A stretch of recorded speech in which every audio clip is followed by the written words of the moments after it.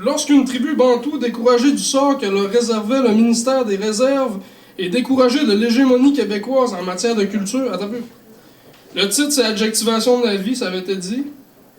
OK.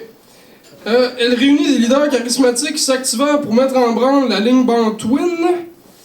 Ces leaders, aussi occupés qu'efficaces, se consultèrent et entreprirent une révolution de bédine. Ils choisirent le Confortine pour fomenter leur coup d'éclat. Au nombre de 8, ils se retrouvèrent dans une petite chambre exiguë sur le boulevard Talbot. Il y avait 2 Camerounais, un Nigérien, 2 Congolais, un Kenyan et 2 filles de Chicoutimi qui aimaient bien leur accent. Ils jouaient du tam-tam tout en chantant, et Karl, qui venait du Niger, dansait même pour mettre de l'ambiance. L'ambiance s'embrasa tellement que José enleva son top. Au grand plaisir d'Édouard, 11 ans, petit Français originaire de la région d'Aquitaine, qui revenait du zoo de Falardeau, avec son oncle Ferdinand, il n'était pas habitué de voir un sein dans sa fonction érectile, en raison du climat tempéré de sa région. Malgré tout, l'événement concluait bien sa visite au zoo. Malheureusement pour le jeune Édouard, son oncle était assistant secrétaire du ministre du Tourisme et prude de surcroît. Il avait surtout été déconcerté du fait que José avait de gros seins bananes et de toute façon, il préférait les jeunes hommes, malheureusement pour le jeune Édouard.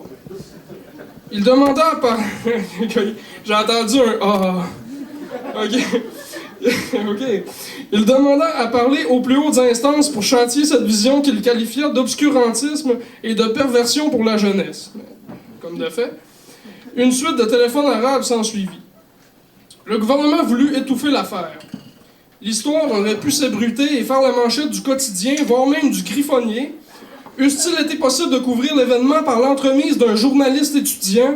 Scénario hautement improbable étant donné les compressions budgétaires imposées aux universités et la désaffection pour le militantisme qui en découla chez la classe étudiante par pure résolution nihiliste, dont le slogan « Fuck tout » en déterminant l'apogée.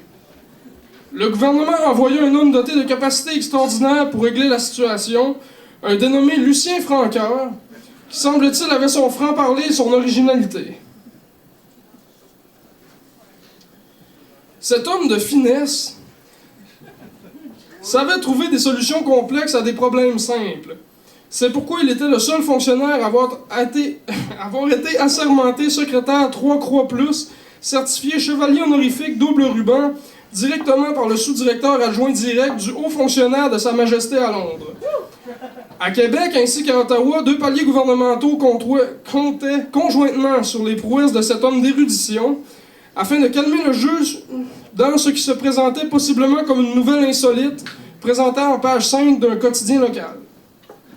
Le gouvernement était déjà assez dans l'eau chaude alors qu'on l'accusait de vilipender les ressources naturelles, et parfois on l'accusait aussi du contraire. Le tout était vivement appuyé par certains tenants de la droite cléricale, ainsi que des adeptes de la théorie du complot qui désignaient Greenpeace comme responsable de nombreuses catastrophes écologiques. Désolé pour la prononciation, c'est une peine de trop. Lucien cogitait à ce qu'il allait pouvoir dire à M. Ferdinand Poitrine pour calmer le jeu. Il tentait son front dans un renfrognement coïtal alors que se supputait tranquillement la meilleure des solutions à son esprit. Il gara sa Yaris Hatchback 2013 vers Lim au volant guindé de cuir dans le stationnement.